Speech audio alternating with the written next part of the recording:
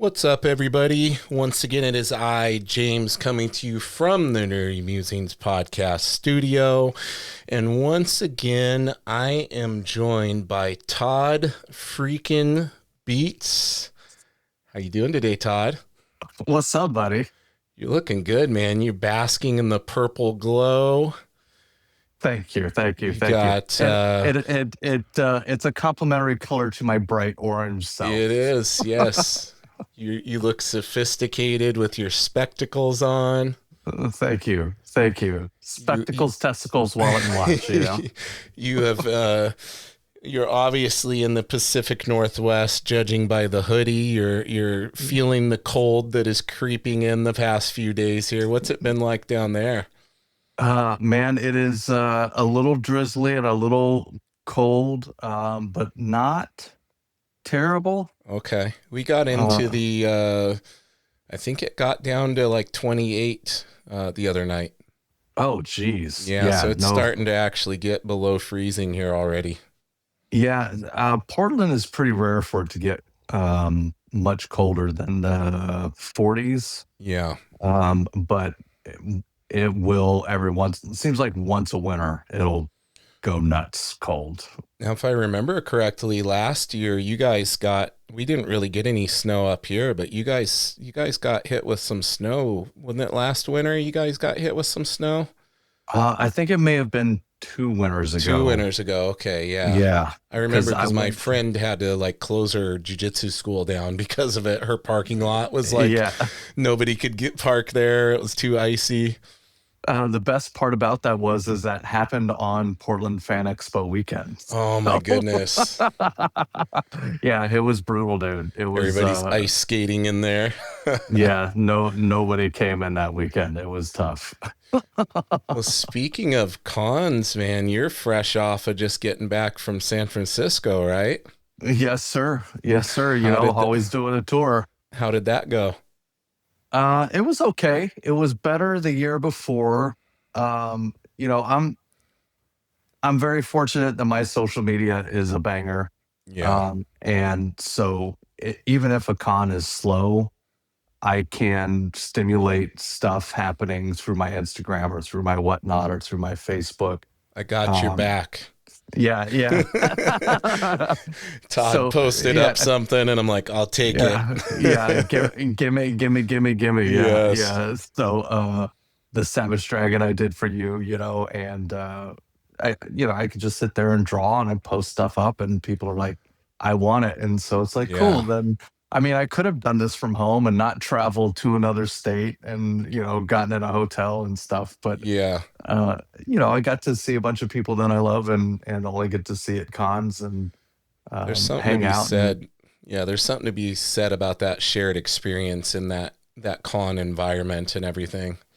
Yeah, man. Yeah. And I just, the longer and the deeper I get into this community, the more I love and appreciate everybody in it. And it's just a fantastic group of people, man. So I'm not mad at it. Now, I was fortunate of the fact that you were a couple of tables away from Eric Larson. So when I got that from you, you're like, I could probably get Eric to sign this as well. I'm like, and then I didn't even realize you were at the con, because then 10 minutes later, you send me the picture, got it. And I'm like, wait, where are you? Like, yeah, me and Eric are just hanging out here, Yeah, that was so cool. Yeah, I was so stoked to see that you put that one up, because I really wanted that rhino one you did, because that was the first piece. The rhino one was the first piece you kind of did in that rendering style that I had seen, and I really dug that style that you're playing with on the rendering. Thanks, man. So seeing the dragon version of that, I'm like, okay, I gotta snag this one. Yeah, it's been cool, man. Like some artistic things have been popping for me that I know that I've been kind of searching for.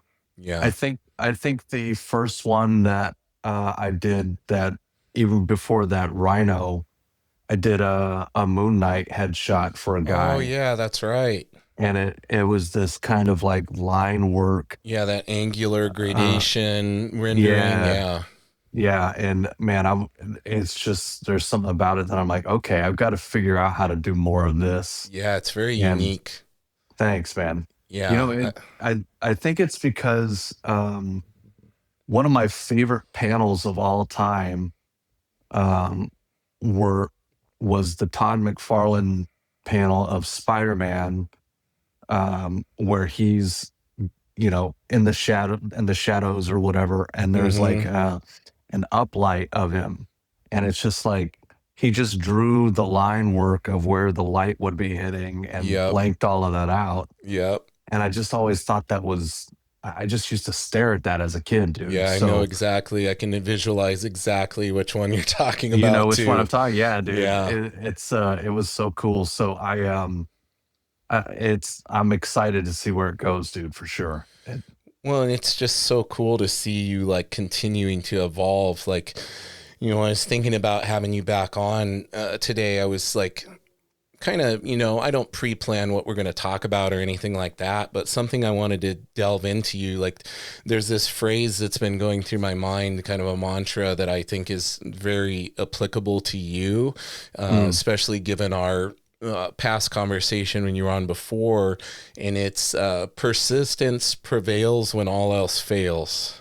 Oh, And I that feel is a like good you, one. I feel like you really embody that because we were talking about like just the various mediums you've worked in, and then how Hmm. you kind of kicked it off on TikTok where you're doing your daily drawings, and then you made your compilation where you could see that progress from that persistence over time. So I kind of wanted to, talk a little bit about that and discuss how, up and coming aspiring artists can apply that to themselves. And like you're proof in the pudding in that, you documented the process. Right. So if you were going to give advice to somebody that really looking to break in or looking to improve at anything, Yeah. I know what you're going to say, but what would that advice be? Because a lot of times, myself included, when I'm listening to a artist that I look up to talking on a podcast, I'm trying to glean any little nugget I can take Yeah. and apply to myself. So, Sure. um, what would that be? What's the formula that you followed that others can apply to themselves? Well, brother, I'm always very hesitant to give anybody advice. I don't know if you know this about me. Mm-hmm. I'm always very tight-lipped That's why about I'm how trying I to feel pull it about out of you. things. I No, wouldn't I'm be a good interviewer if I didn't try to get you yeah. outside your comfort zone, man. Yeah, yeah, in all actuality, I talk as often as possible to anybody that wants to hear me ramble on. So Yeah. it's um man, I outside of the obvious, which is the most boring answer that anybody can give, but is just unfortunately just the reality. And you know this from jujitsu or any of the stuff that you've done is you've got to do it. Yeah. Like you have to get down and sit behind a desk, and you got to put time in. Uh, I try to tell people, um, do 30 minutes, man. Do 30 minutes a day, uh, 4 or 5 days a week, 6 days a week if you can. Yeah. 7 is even better. But do like make it be the first thing that you do in the morning and get it out of the way. And I'm a I'm a big proponent of I was talking to some very cool people that I've gotten to know over the last year from the cons and stuff. This weekend, we had dinner, and I was discussing something that I had come to realize several years back, which is, um, you know, a lot of us think that the thing that sustains us as individuals, as people, is the job, the work, like going and earning a living or paying your bills or, whatever you have to do to make ends meet. That we think that that's what sustains us. But what sustains us, in my opinion, is that thing inside of you that is your truest self, your real self, right? And the mere possibility of you honoring that part of yourself, Mm-hmm. right? And the further away we get from that truest version of ourselves, the more bitter we get, the more frustrated we get, the angrier we get, um, the worse our relationships get. It just has this cascading effect. And conversely, the more we, the closer we get to that thing, the more we honor that part of ourselves, the better we feel, the happier we are, the better our relationships get. So to me, it's less about, um, you know, doing this because if you stay consistent with it, you're going to develop skills. It's really like, you need to do this because you are telling yourself, you know, deep down inside that this is part of you and you want to become this thing. You want these skills to develop. You want this part of you to be satiated. And satisfying that is going to grow and expand. And if you have been starving it, it's this little pebble, right? Yeah. But as you feed it, it starts to become like this planet. It starts to build gravity and it starts to attract things to you that would not otherwise be attracted to you. That makes Um, sense. Yeah. yeah, Yeah. so it's The growth is a result of following that yes, and being true to yourself. yes, absolutely, absolutely. That makes sense. Yeah, so Yeah. you got to feed that. There's nothing better than saying, um, "I want to go work out tomorrow," and then waking up and going and working out. Yeah. You know, it's like, if you had a friend that was constantly lying to you and telling you one thing but doing another, or just being untruthful and dishonest, like, you wouldn't hang out with that person, right? So Yep. why do we accept that from ourselves, right? Why do we tolerate lying to ourselves? Why do we tolerate not being kind to ourselves and being honest and truthful and respectful of what we want from ourselves, you know? So um, it's about having a good relationship with yourself, you know? Yeah, it is for sure. I had Nick Pitara on earlier, and he was expressing similar sentiments. He was saying how when he first got into comics, like he wasn't like a lot of us. Like he wasn't drawn to like Jim Lee and this. He was looking at more like grittier stuff, like Frank Quietly and Jeff Darrow and Mobius, and like that was what spoke to him in his true self, and Yeah, how like he didn't follow the traditional path like a lot of people do. He was more about like that creative voice and like expressing himself through a different style than what was considered the right. norm. So I think like if you can catch on to that and really follow that, whatever that means to you, that's a key thing to, you know, not have to fit into the norm of what it means to be a quote unquote comic book artist or an artist. Right. Right. I think it is, you know, style comes eventually. Um, and it comes from a, you know, you got to express yourself. Like, half the reason we want to do this stuff is to express ourselves. And I would liken it to like, as a Karate Kid, you know, it's Mm-hmm. like you're doing the up and downs Paint and the the lefts and rights, fence. paint the Yeah. fence, paint the house, you know, sand the floor, all that stuff. And you don't really know what you're doing until it comes time to actually get in that fight. And suddenly you're like, oh, I've got all these moves and Yep. stuff. I've The got this, muscle memory kicks in.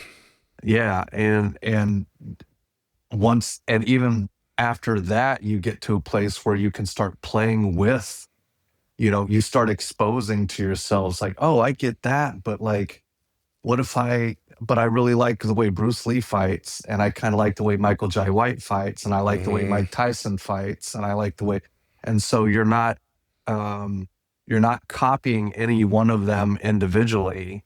You are taking little bits that you like from them, and then that's how you become your own person. Yeah. Um, Yeah, and people get sick of me saying this, but it's one of my favorite phrases. It's you have to master the ordinary before you can command the extraordinary, right? Like yeah, dude.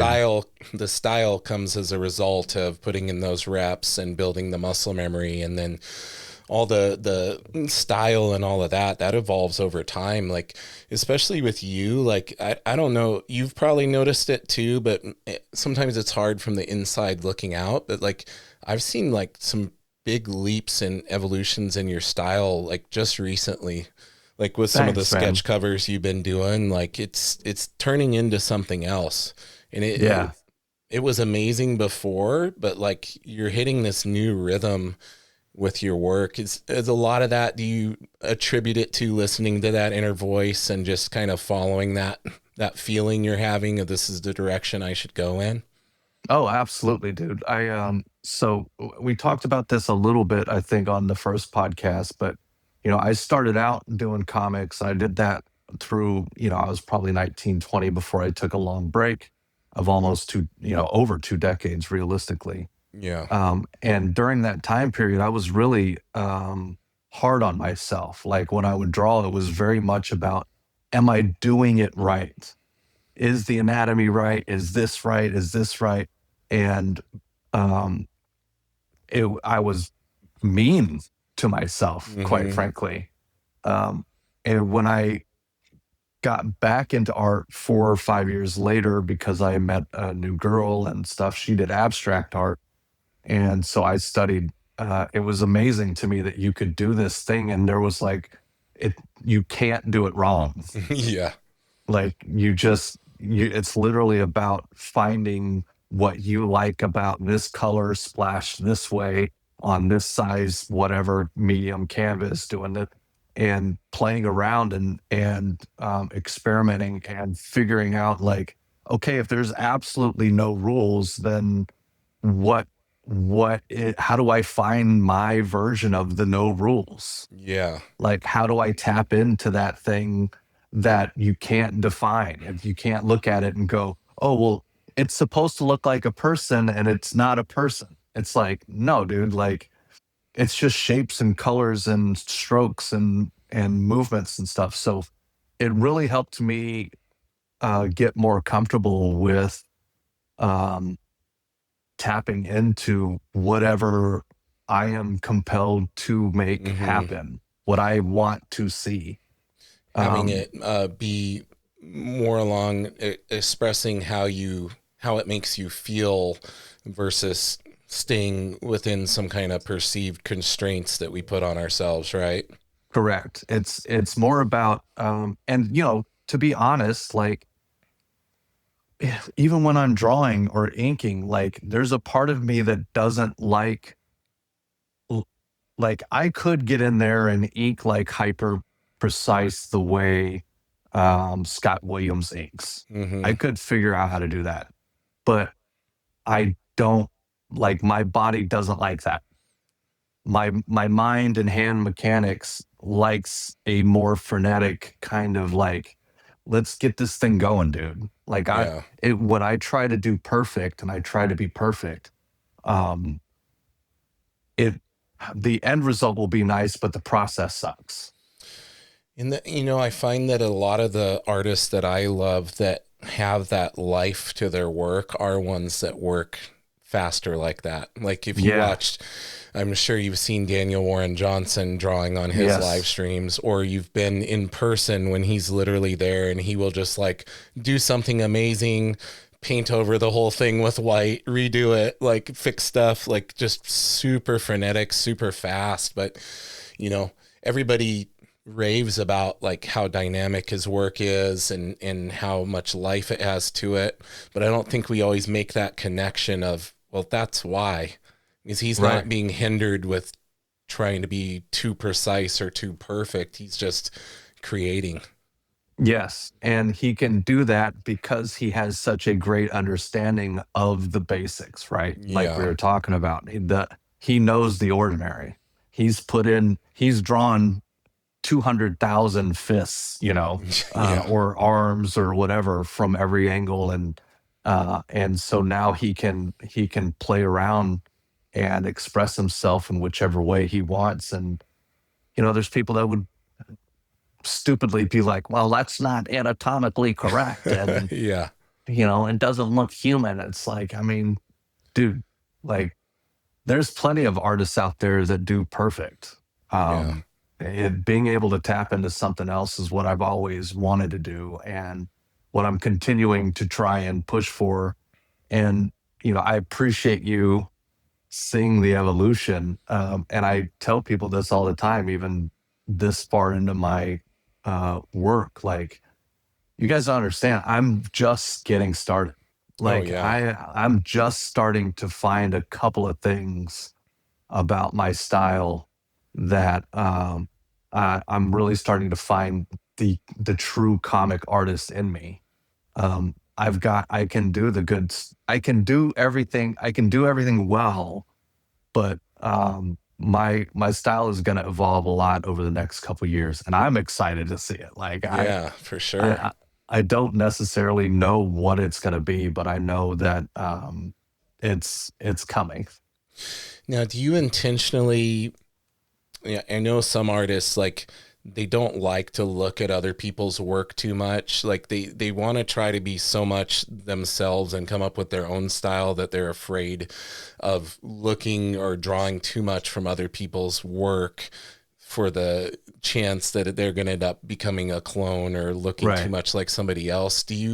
How do you mitigate that? Do you draw inspiration without, like, pulling specific things? Is it more about, like, I like what this artist does because this is how it makes me feel, I'm going to try to replicate that feeling in my work, as opposed to adopting a technique that they're doing? Like, I know that's a very, like, deep question, but I always wonder about that, because it's like, when we start out drawing, like, we're so much we're kind of encouraged to, like, copy or, like, find work you like and kind of copy and learn from it. But when it becomes a point of, creating your own voice and your own style, I think that can be a little bit of a hindrance as well. So how do you kind of approach that?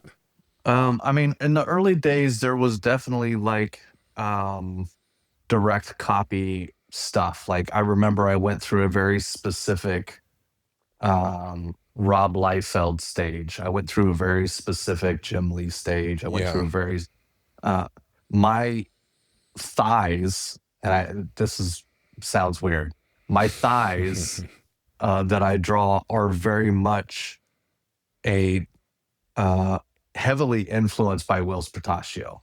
Yeah, I I can see loved that. The way he drew legs The way he draws specifically. quads. Yeah. And he Yeah, always did that gradation of the rendering up the thigh yeah, and everything. Yeah. yeah, and just like the bow-leggedness of, like, even, like, down the calf side. Yeah. And And he so, drew that, like, he drew inspiration, like, from Art Adams on that. That was a yes, lot how, art would portray legs as well. yeah, and Eric Larson and all those guys, Yeah. like, so there was a time where, again, I directly copied, and then I like this, I like that, I like this, I like that, and then I like this out of myself. When I do this, I kind of like that. These days, it's I I am trying to find me. Yeah. I try not to look, because it's hard, man. Like, I'll be walking around the cons, I'll have this big ego, oh, Todd Beats, oh my God, I love you so much. I love your Battle Beast so much. It's one of the best Battle Beasts of all the Battle Hmm. Beast covers. And I'm like, I'm so amazing. And then I, walk down one aisle of Artist Alley, and I just see all these insanely talented artists. And I'm like, is everybody stupid? Like, I am so not good enough to be in this business. Um, so I try not to study anybody too hard. But if I do see some art, um, even okay, today I was sitting in the coffee shop, and my wife and I were having a conversation, and I was looking across at the empty booth in front of us, which was like this beautiful leather um, tufted couch, right? So it's Mm-hmm. got the big brass tufts, and it's like they're every one of them is like 6 to 8 inches apart, and like you've got these cool bends and these folds. And I was just studying the light and how it was reflecting on this side. It's like a little bit warm, and this side it's a little bit cool, and up here it's this, and like I'm just studying and I'm taking that in my brain, right? Yeah. So I would do this with an artist, Joe Mad, for example. Okay, I'm gonna look at it from here, and I'm gonna study it as much as I can. But when I go to draw, I'm not gonna look at that again. I'm not gonna be looking at it No. while I'm drawing. I'm going to allow my brain to process and filter what it remembers, and then do my best version of it naturally. Yeah. You're trying more to figure out how to adopt the technique of achieving what's being achieved there as opposed to directly copying that thing, right? Right, right. Yeah. It's more like, okay, what was the energetic impact of that thing? Why did I like that? Okay, Joe Mad would do that. Yes. Yep. Yep. I Yeah. don't like it that extreme, Right. but there is something about that. So maybe I can tap into that somehow, right? Yeah. Marco Cicchetto, I've talked about him before. He's like one of my favorite modern artists, and I don't get to read a ton of stuff these days, man. But I do try to see a few here and there. The way he does his line work is very reminiscent to me of Silvestri, and Mm-hmm. he's just super fine. And he's not doing it like the traditional way, but he kind of is. So like I've been playing with that with my shading. Um, I'll look at Silvestri's stuff and go, okay, well, what is it about his stuff that I like? Okay, let me see if what I can do with that, and but still make it mine. I'm not trying to duplicate. I'm just like tapping them on the shoulder and taking some of their juice for myself. You know Yeah. what I mean? What's Um, interesting is when I look at your style and like its evolution, like when I look at your style, it's very much you. Like you have your own style. So it's been interesting to see like it evolving into something new and something different. So it's like it's still Todd's style, yeah, but this is a new evolution of his style. So yeah. that's been Thanks, really dude. a really neat process to follow. And I think that's one of the cool things about like you do a lot of lives and you're very frequently, letting people watch you go through that process. So for me, it's been really neat to watch you evolve and I can see you like trying new techniques and things like in real time. Yeah, yeah. I mean, I say it as a joke. I mean, I'm not joking, but I am. It's like I'm really not that good yet. Like I had a comment in one of my posts. A dude goes, "I just love how you've mastered the art of the pen." And Yeah. I said, "LOL, I love that you think I've mastered this." Yeah.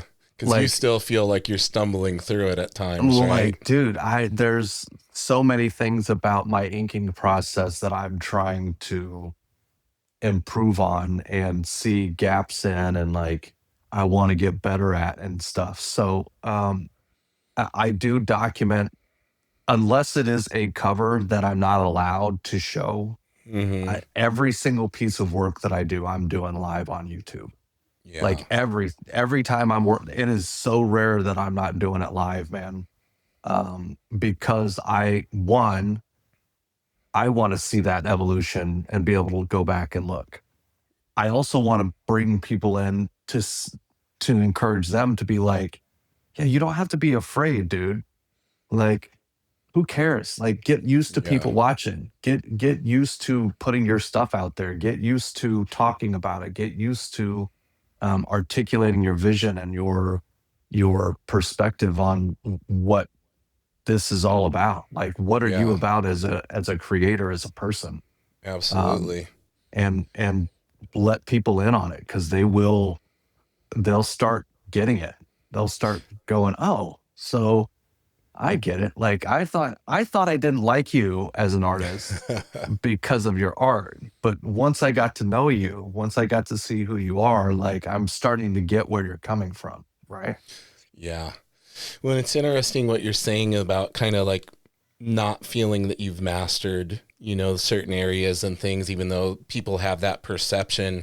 And speaking of Joe Mad, I think it's interesting because he was just on Ink Pulp podcast recently, and he's talking about how he's enjoying basically redoing all his X-Men covers that he did when he was younger, because now he's approaching it and doing it the way, with the eyes he has now and the skill set, how he wishes he would have done it back then. Yeah. And, all of us are looking at that stuff back then, just drooling over it and thinking it was the Yeah. best thing in the world. But he looks back at all that and cringes now. Yeah. Yeah. Dan Panosian, Yeah. like his work currently, I'm just like, Crazy. bro, I went and met him in New York. Yeah. And we were 3 or 4 tables down from each other. And when I got a break, I ran over and I was like, dude, I just need you to understand. I've been you've commented and I've talked to you on Facebook or whatever. Yeah. I'm a huge fan. I've been watching you since the 90s. And he was like, oh, I'm sorry. Yeah. And like, Back when he was just an inker, right? Like back in the day. no, he was penciling stuff. He was penciling, but he inked a lot back in the Yeah. day. Yeah. And I kind of said, I wasn't a huge fan back then. Yeah, because he did the Prophet stuff for Extreme. Yep, he did Prophet. Yep. He did some, I think, X-Force, if I remember right. Mm-hmm. And when I was a fan of McFarlane and Jim Lee and Wills and these guys, and I'd get all into a series, and then they'd put in these other guys, and I'd be like, oh, yeah, like boo. But totally. To see what he's doing now, it's like, bro, yeah, like he did an insane Battle Beast variant cover. Yes, I remember watching the process video he posted of that. That was nuts. I bugged him just a couple days ago. I was like, Dan, listen, I know I poke and I jest and I say, hey, I need your help. Yeah. But seriously, the next con we're at together, I'm going to buy you dinner at the most expensive restaurant and buy you however many drinks you want, whatever you want to do. But I need to get some of that. I need to understand how you color. Your color work is just what he's doing on the Punisher right now is just dude, it's crazy. I just got the second issue. Yeah, it's nuts. It's fantastic, man. So I don't think I'm anywhere close to good yet. I'm letting people think I am. It's serving you well so far. Yeah. I'll keep selling work and I'll keep growing and I'll keep taking the opportunities and stuff, but I have a long way to go, in my opinion. Well, in maintaining that perspective and that level of humility is why you will continue to grow. If you feel like you've done everything there is to be done and you've reached the peak, like, why continue? It's not, I always tell people, like, when it comes to jiu-jitsu, people get so obsessed with the idea of achieving a certain rank. Oh, I want to be a black belt one day. And I'm like, no, I want to have a complete and overall mastery of all things grappling. I will never achieve that. There's an impossible pursuit, but it will keep me humble and open to receiving new technique and learning for the rest of my life. Yeah. Whereas if I just made, I want to get to 5th degree black belt, or I want to, it's like, once you get there, it's like, okay, then what? Yeah. Yeah. A master is just someone who never stopped being a student, right? Yep. So it's, you can't do it because you want, I want to be successful. I want to make money, or I want to, get on a comic cover, or I want this, or I want a certain number of followers on Instagram or Facebook or whatever. It's I want to see how good I can get. Yeah. That's my whole thing. I want to see what I'm capable of. I want to see how far I can take this thing. Well, and something unique you're doing is having that level of vulnerability, really, in letting people go along with you on that journey.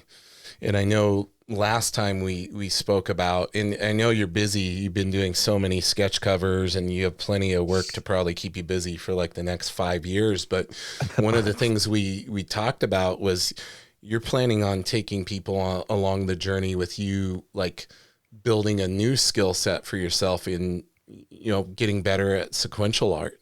And wanting to be able to create your own story and come up with characters and take your viewers along for the ride with you. So I'm assuming that's still the plan, right? You're still planning on starting that and taking us through along the ride with you. Yeah, absolutely, man. I know that is a side. I know that I'm like still evolving. And I know that is something that I'm going to get bored from doing just covers. Yeah. Like at some point it's going to be like, okay, I mean, how many ways can I draw a guy going, it's like, there's only so much I can do with that. And I know that I will need more from the craft. And to me, the best way to do that is, I mean, why am I going to do all of this live? Why am I going to take you guys through all of this other stuff live and then deprive you and myself from seeing me grow in this other area? I kind of can't wait to see me struggling to draw trees and mountains and stuff in an efficient, in my version of an efficient way, or being better at drawing cars and like Sean Gordon Murphy's vehicles and his stuff, like just fantastic. Or Barry Windsor Smith and the way he draws backgrounds, or how simple Marc Silvestri can add in a little smoke and a little action line and stuff, but have all these dynamics. Like I can't wait to get really good at that. And it's coming sooner rather than later, because it needs to happen. Do you think you kind of need to reach a certain point, a certain evolution in your style? Is that going to be your marker for when you transition to that? Or is it just more that thing about, eventually getting a little bored with doing a million different covers and sketch covers and things, and I need to switch up my tempo a little bit here? Yeah, I need to start telling people no to commissions. It's gotta be, gotta be hard, man. It's gotta be hard, really, because you've built so much momentum, and it's gotta be hard to get off that path, like you gotta kind of, there is a sense of, especially in this industry, of kind of needing to ride that wave to a certain extent, right? Yeah. It's, as an artist, you work your whole life to get people to want your work, and to have people suddenly, and I say suddenly, but it feels suddenly to me, to suddenly be almost breaking down your door, being like, whatever it costs, please. Yeah. And it's like, dude, I've got 3 or 4 months worth of commissions backed up right now. Like I'm finally at the place where I'm like, I've got to stop. I've got to stop saying yes. I've got to get some of these caught up, and I need to start making room for this other stuff, because otherwise I'm going to drown in yeses. And the last thing I want to happen is for me to get burnt out, and doing stuff because now I'm committed. Like I've been forced to, because you said yes and you've taken this deposit from this person, and now I don't really want to, and whatever. So I've finally started telling people no, because I know that I've got to start getting on that other path soon, or it's going to just be perpetually this, Yeah, you don't want to start cover. Yeah, you don't want to start resenting it and kind of taking the life out of it and the fun that you are having with it, because you are doing it because you love it. But any anything that we love can become work if we're not careful and we don't play with that balance really. Right. And I want to see how good I can get, dude. And I know I can sell commissions. I can if I'm like, I figured out I'm never doing sequentials. I'm whether I'm getting good at it or not, I don't care. I don't want to do anymore. I can always go back to this. It's not like there's I am feeling more and more secure in the stability that I have available to me currently. So it's like, okay, now it's time to put some real time into expanding beyond this to see if there's something beyond it that I really, really want. So, well, given what I know about everything that it took for you to get here, I don't see you starting something that you don't see through. So I would be very surprised if you gave up on your sequential development journey. That would be surprising. Yes, the ability, the fallback is there if you need it, but I have a feeling the frustration. I feel like I am lucky enough to be, and what luck is when preparedness meets opportunity, right? So yes. I'm fortunate enough that my skill set, I think, if I dedicate a month or 2 months or 3 months to any given aspect, backgrounds, buildings, forests, nature, cars, groups of people, expressions, that kind of stuff.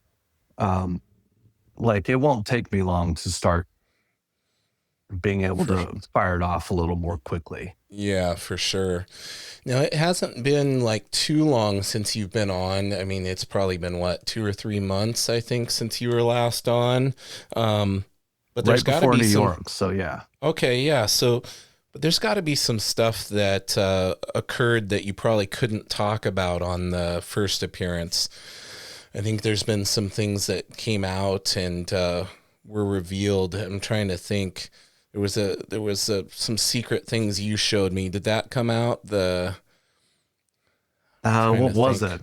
It was related to Sam Keith, because I was telling you I could see Sam Keith's influence in some of your style. Yeah. Oh, is it? Can I get one out? Let me see if I have any. Hold on. So yes, because I know that was going to be revealed shortly after the podcast dropped.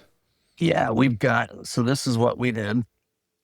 So for New York Comic Con, we got to do covers for a book called War of the Independents, which was originally released back in the 80s, in the 90s. But this guy that put this book together bought rights to like over 100 different independent characters, and the Maxx and Usagi Yojimbo and Gumby and Faust and so many crazy there's so many characters in this book. The concept of the book is there's a villain that has killed all of the heroes of the big two of Marvel and DC. Okay. And all of the independent characters join together to save the world, basically, right? Nice. So we got rights to do a cover with Usagi Yojimbo and Maxx, and then we did a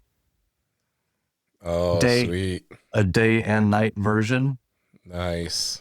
So I got 33 of these of each one as the artist, and I signed and numbered them 1 of 33, 2 of 33, and then did these special holofoil COAs that are signed and numbered.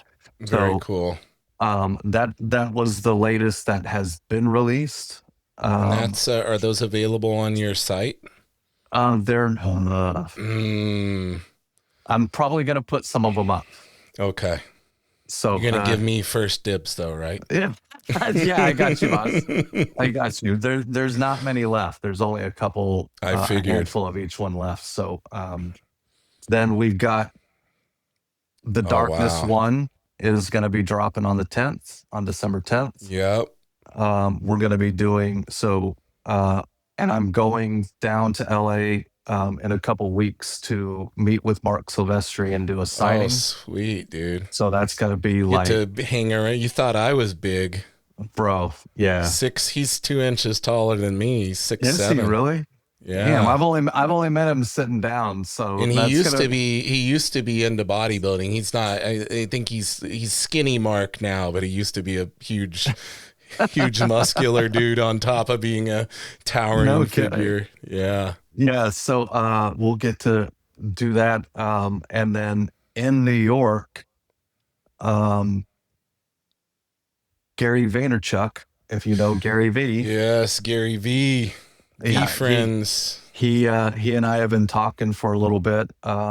He came by the table and shook my hand and was just, it was a brief meeting, but That that had was to be super cool. surreal. That had to be And surreal. so I'm officially doing a cover for his VeeFriends comics. Nice. That has been done, and that'll be dropping, I believe, in January.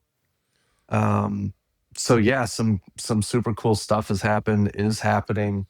Um, Did you get to go to the super secret dinner that Liefeld was talking about? no, I don't. Mm, Must have been too secret because wasn't even aware. sorry. One day, one day. Yeah, one day. I'm getting No, I there. think they got to go to some kind of event that he hosted, and yeah, I think he invited some of the artists, and Liefeld was talking about how cool it was and kind of the plan that Gary Vee has for all this comic stuff and everything sounds pretty cool. Very cool. Yeah, yeah, yeah. Yeah. I would love to. I'll get there. You'll be in this secret My meeting. my time is coming very Just soon. have to do Yeah, the blood oath and cut your hand. yeah. I'm a ginger, so no soul, so I can't sell Oh, that. you're good then. You're good. We'll have to figure out some other bartering availability. Yeah. So, is this breaking news? Is the commission list officially closed as of this recording? Are you gonna stop saying yes now? Are you still gonna? It's pretty I've taken on some headshots because I can do those fast enough. They're not, I can do 6 or 8 of those in a day if I Yeah. want to and not be too burned out. Now, But are of the those along the lines of the ones that you're doing on the sketch covers? Yeah, yeah, That's impressive. I've been impressed by how quick you're churning those out, like thanks, without man. any without any drop in quality or anything. So I feel like you've gotten faster. Do you feel like you've gotten faster? Oh yeah, Yeah, oh yeah. yeah, yeah. I've gotten faster, and the quality has gotten better, even though I've gotten I'm faster. like, he's live again, man. How many is he gonna do today? Hey man, as many as you guys will pay for, I guess. Yeah. you know, these cons aren't cheap, bro. Oh, no doubt. Yeah, everybody thinks you're getting wined and dined. They don't know the behind the scenes at cons. Yeah, yeah. It's and then, with the how things are growing, we're having to expand because my office is just like overflowing. Yeah. And so, we're getting a bigger apartment, and that's a lot more. And things, man, things. All good problems to have to solve though, right? Yes, yeah. There's no growth without discomfort. It's the lobster theory, right? Yeah, yeah. What I think Tony Robbins was the one that said, yeah, there's still problems. I get to pull up to my problems in a limousine, but Yeah, yeah. there's still lots of problems. Absolutely. Yeah, there's good problems, but there's still problems. Yeah, yeah. It seems like it. I mean, and don't get me wrong, and I've talked about this on my posts. Like, the financial improvements is a blessing, and I would never downplay how nice it is to know that my rent is paid and that I can buy the Yeah, groceries I need to buy and stuff. But outside of that, that you adapt to that very quickly. for It sure. from an emotional standpoint, and all of a sudden you're still like, oh, well, I still got to get up and work. I still got to get up and put and produce. I still got to get up and be a good partner to my wife. I still got to be a good friend to my friends. I still have to be a good um, uh, uh, advocate for the craft and a Yeah. champion for this life that I'm trying to promote as being something worthy of pursuing for people. So it's not that different. It's I'm still me, and Yeah. that comes with its own set of problems. Well, I really like you, Todd. So I mean, that's got to count for something, man. I only Yeah, invite back people that I like. So thanks, dude. I'm Same, brother. thankful. I'm thankful so far. Everybody's gotten an invite back on the podcast, though. So I'm Yeah, thinking dude. I'm batting 1,000 on that at the Dude, moment. you're doing such a good job, bro. Thank you. I'm legit like, bro, you're not even really in this business. How are you getting these big name people? Like, what are you doing to get like I tell me how you do that so I Just can do that. being genuine and asking. Yeah. It's Yeah. fantastic, dude. Yeah. I'm loving seeing the growth and what you're doing, and can't wait for more, man.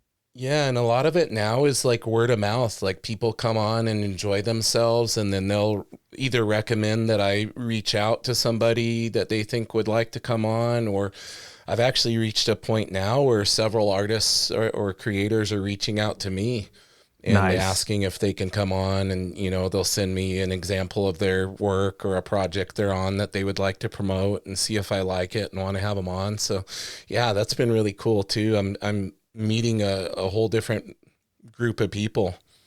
I got a question. So how Yeah. long had you been thinking about wanting to do this before you did it? I started thinking about this during the pandemic when Rob Liefeld started his podcast. Okay. And then Yeah. you started it when? May of this year was a year. Okay. Yeah. So, like I was saying earlier, you had this thing in you Yep. that you were wanting to do, and Yep. it was nagging at you, wasn't it? Oh, for sure. It nagged at you and nagged at you and nagged at you, and it was that little pebble, and then you Yep. started feeding it, and now you've got this planet, and all of a sudden people are just Yeah. The coming to you, bro. gravity's pulling them in. It's beautiful, dude. I'm super I'm stoked for it. I love it. Awesome, buddy. Well, listen, I appreciate you, man. I appreciate you giving me some of your time. I know how absolutely busy you are, so it really means a lot to me. This is the second of many Todd Beats appearances on here, would be my hope. I'd always love to have you back on. We're going to have you on the Bristol Bros live stream coming Hey, up, which people can tune in on Tuesdays at 7 p.m. Pacific time for that. But Todd, let everybody know the best places to follow you. I know, TikTok was where your fame really kicked off, but you're not yeah, on there as much now. What's the yeah. best places online for people to keep track of what you got going on? Instagram is probably my hottest commodity. I'm That's where I am the most consistent. But Instagram is Todd Beats, no spaces. YouTube is Todd Beats Art. Facebook is Todd Beats. That one is growing. I'm at like 42,000 on Oh, that's Facebook. awesome. And that's went from All us old people are still on Facebook.